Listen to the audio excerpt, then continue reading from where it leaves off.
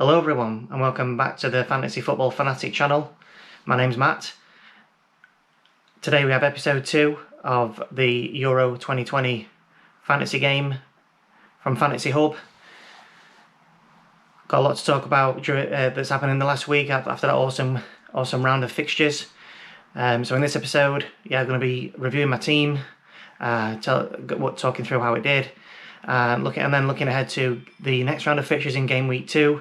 And what transfers I'm looking to make for the forthcoming game week. This channel is dedicated to the awesome Fantasy Hub fantasy football game. If you haven't checked that out yet, as always, I'll leave links in the description below, so you can do so if you haven't done already. But with all that said, let's get into it.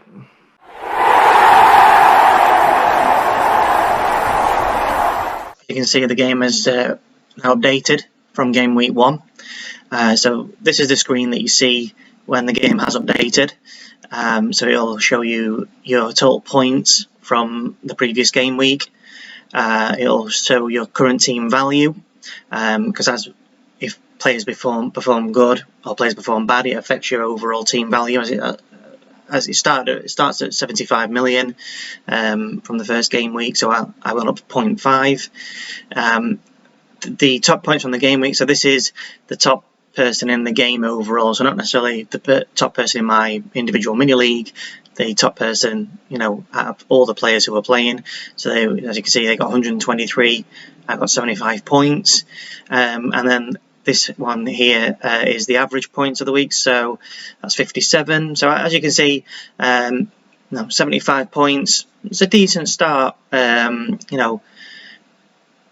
Was hoping for more, as you obviously always hope for more, but 75, I'll take that for game week 1.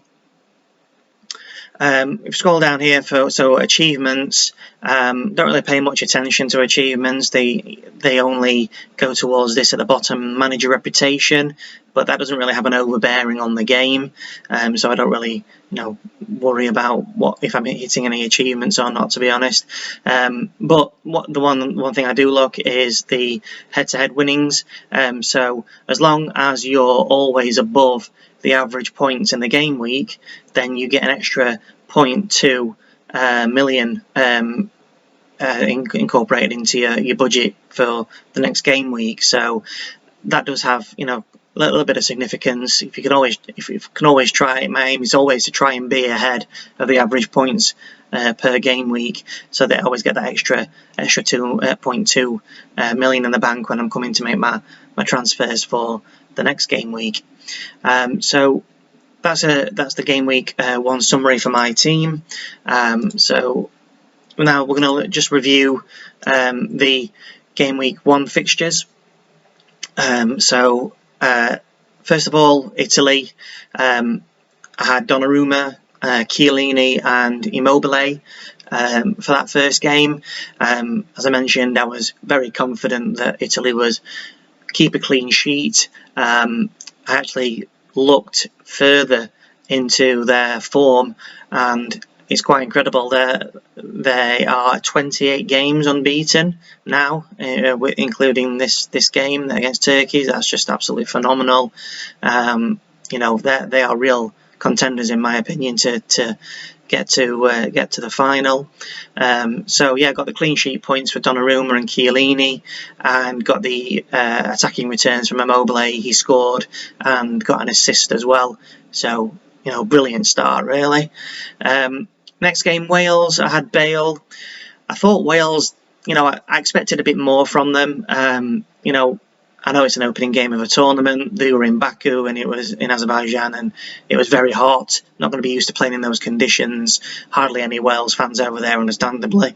So it wasn't the greatest atmosphere. But in my opinion, like I say, they really needed to win. Their 2 opening games. Well, at least one of their opening 2 games. So as long as they can beat Turkey in their next game, then they should be through. I think Switzerland weren't great, apart from Mbolo, who every time he got the ball looked as though he was going to make something happen, and the Wales defence could just not cope with him at all. So overall, I think Wales, obviously we're hoping for a win, but I'll definitely take a draw. But they need to really step it up against Turkey. They need to win that game, because I really don't think they're going to get anything against Italy in the final game. So Bale needs to increase his performance. For Denmark and Finland, we all saw the tragic scenes with Christian Eriksen suffering a cardiac arrest on the side of the pitch. Thankfully he's okay, it seems now, because it did really look as though the worst was going to happen. I was watching it live, and I just couldn't believe what I was seeing. I've seen it before with, I think the last one I've seen was when Fabrice Mwanda had a cardiac arrest playing for Arsenal. So yeah, thank God he's okay, and that's the most important thing. I don't think that they should have been made to play the game straight after. You could see the Denmark players, their minds weren't on the game, understandably. So I think that UEFA, got that wrong. But yeah, Finland come away with the win. Good win for them in the sense of the tournament. But I'm sure they wouldn't have wanted, the circumstances surrounding that win. Next on to Belgium. I had Lukaku and De Gea for this one. So really just quite disappointed in De Gea. Certainly he didn't even play, and he's been playing near enough every single game leading up to the tournament. That's why I picked him initially, and just couldn't understand why he wasn't in there. Boata was in instead. So didn't get any points for De Gea, but I had Lukaku, and I did captain Lukaku. So yeah, he got two goals. So excellent start for Lukaku in terms of he's going to be one of the favourites for the Golden Boot for the tournament. So yeah, happy with that going forward. The one player I'll touch on when I'm looking at talking about my strategy for the coming game week, Thomas Meunier. Timothy Castagna got injured in that game, and he's been ruled out for the entire tournament now. So I'm thinking that Meunier now will play every game, especially because his form was so strong in the last game, scoring and assisting. So he's definitely my strategy now is to get Meunier in for De Gea, and I'll talk through how I'm going to do that. England, actually won their first opening game of the Euros for the first time ever. I couldn't believe that stat when I saw that, but a decent performance, I'd say, from us. I'm not getting too carried away. Croatia didn't offer anything at all. They were very poor, but we got the job done. Sterling had a great game. Calvin Phillips, man of the match for me. So it's a good starting point to build on coming into the Scotland game on Friday, which we should win comfortably. I had Harry Kane, so yeah, disappointing that Kane couldn't get on the score sheet, but I think he definitely will get on the score sheet against Scotland. So yeah, I'm looking to bring him back into my team, because the way that the fixtures worked, I had to transfer him out for someone further down the line who played after. But I definitely want him back for the Scotland game. Macedonia, I know that in the last episode I talked about, I wasn't too hopeful for clean sheet, defensive returns, but they really, they kind of underperformed in my opinion. I expected more from Elmas, because he's been in great form leading into the tournament, but he didn't really do anything, and Alioski either. Austria were just far too good for Macedonia, and I do worry now. Are Macedonia going to be kind of the whipping boys of this group, because they've got to play the Ukraine and the Netherlands, who are arguably tougher teams than Austria. So yeah, I'm not hopeful for the returns for Alioski in particular. I think my team could be detrimented quite a bit. If they continue to ship three goals plus a match, which is a very distinct possibility. But I'm going to keep with him. I'm going to keep with Alioski and Elmas. I do think that there is attacking returns there for them. Alioski being on penalties, and Elmas being one of the most one of the more attacking players in that team. So we'll stick with them for now. But I may have to. It just depends on the result of the next game to see what I do in game week 3. Netherlands again. I had Depay. Very disappointed in Depay. He didn't get any returns. I was sure that he would do something. Again, leading up to the tournament in really good form. But I'm still hopeful for him to get attacking returns in the next 2 game weeks. So happy to keep him in the team. I didn't actually go for Lewandowski in the end. I think that was a correct decision, because I had to, the way that I'm structuring my team for game week 2, I had to get rid of a striker for a midfielder, so that I can bring, because I had to get rid of Immobile last week. I want to bring Immobile back in, so I couldn't go with Lewandowski, but it turned out to be a good decision in the end because he didn't score, he didn't get any attacking returns.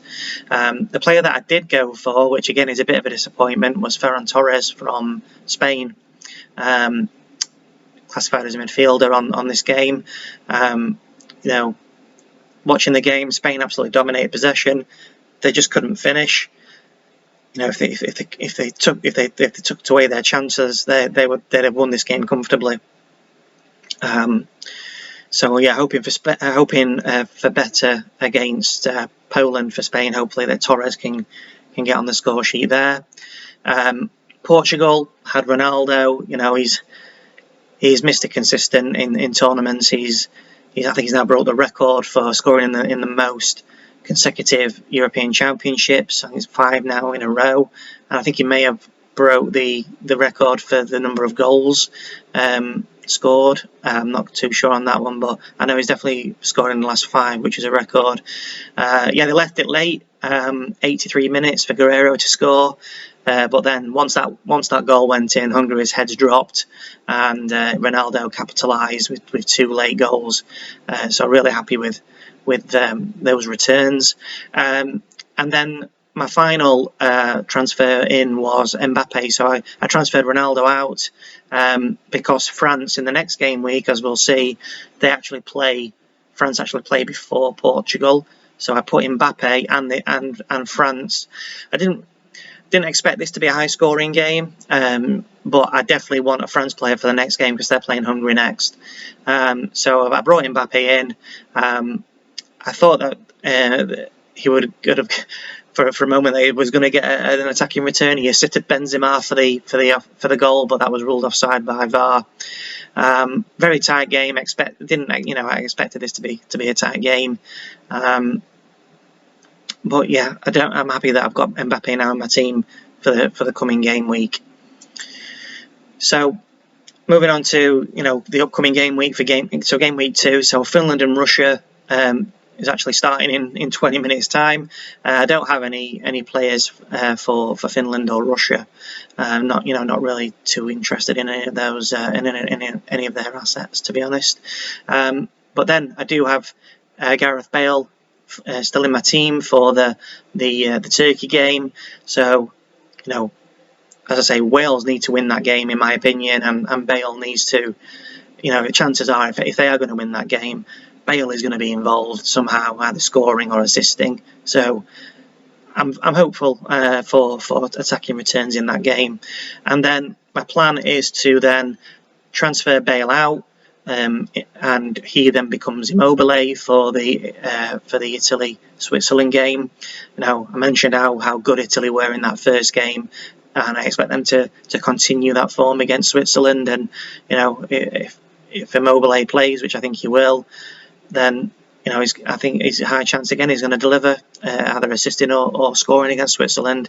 And again, I think that Chiellini and Donnarumma are there's a high chance that they're going to get a clean sheet. So, yeah, very happy with Italy's assets going forward.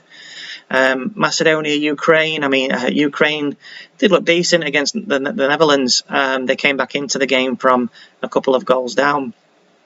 And I've already touched on Macedonia didn't play very well against Austria. So, the only chance I've got of anything, I think, in that game is if Alioski, he needs to get more attacking. Maybe hopefully a penalty for Macedonia or an Elmas goal. It's a long shot, but I think that's why they are the price they are. They're very cheap, and in that price range you have to have people in that price range if you want the premium assets. So it's all about the structure of the team with those two players. So for Belgium, what I'm going to do is I'm going to transfer Dene. I'm going to move Dene to Meunier. I've already got Lukaku in the team, so those two players, really happy with those two going into the Denmark game. Unfortunately, I still think Denmark will be affected by with the horrendous scenes in the last game and what happened to Eriksen. You just can't forget about something like that happening, and I think that's going to unfortunately affect their tournament really, really badly, especially coming up against Belgium in the next game. So yeah, happy to have those two players for Belgium. And the Netherlands, I'm sticking with Depay, so hopeful again. He's still on everything. He's still on the set pieces. He's on penalties if they ever get them, and he's like that, the heartbeat of the team. I didn't think much to Austria coming into the tournament. They played well against Macedonia, but I think when they come up against a better side in the Netherlands, then they're going to struggle. Happy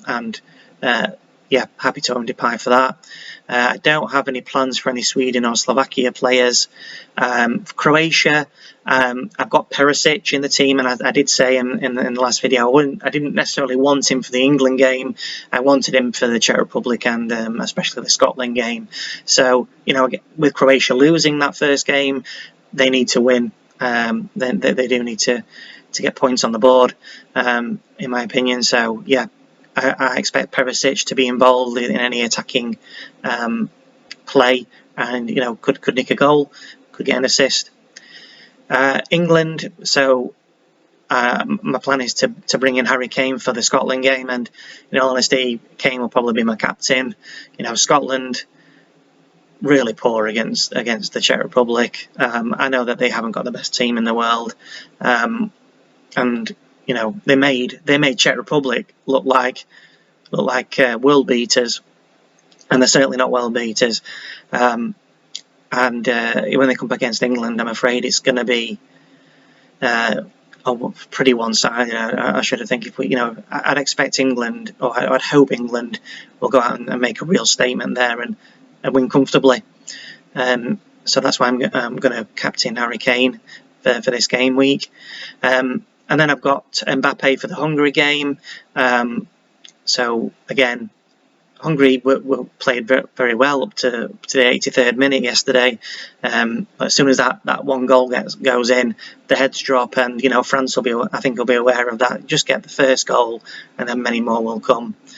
And then my final play is going to be looking to get someone in for the Portugal game with Germany. So looking at Ronaldo again for that one. I'm not too sure that may change. And I've got Ferran Torres for the Spain game against Poland. Poland aren't a very good side. I mean, they've got Lewandowski, but because there aren't the players that he has around him at Bayern Munich, his threat is diminished somewhat.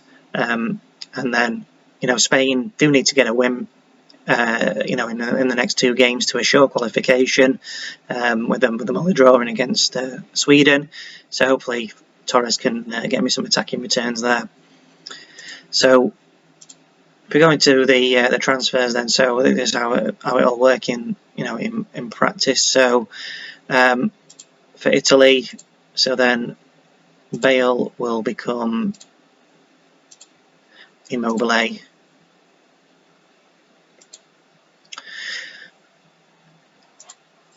And then for the Belgium game, take Denayer out and then put Meunier in.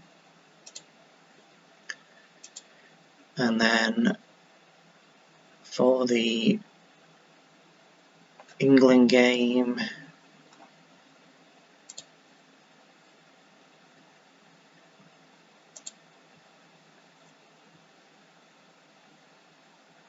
so then Lukaku becomes Kane.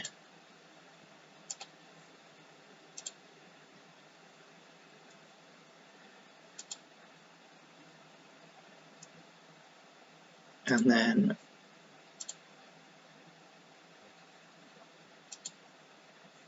Mbappe to Ronaldo. So that's my plan for game week 2.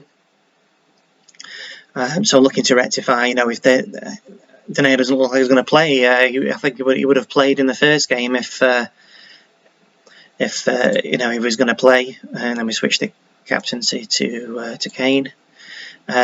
So definitely want Meunier. I think he'll definitely play now for the rest of the tournament with Castagne's injury, as I mentioned. Immobile for Italy, and then Kane. Once Lukaku's played, get Kane in for the Scotland game, and then once Mbappe plays, get Ronaldo in. So that's the plan. So we'll see how that goes. So guys, that brings us to the end of episode 2. I hope you enjoyed that. If you did, please leave a like on the video, hit the subscribe button and click the notification bell to be notified when I upload the next video. Good luck to everyone if you're playing the game, and thank you very much for watching, and I'll see you in the next one.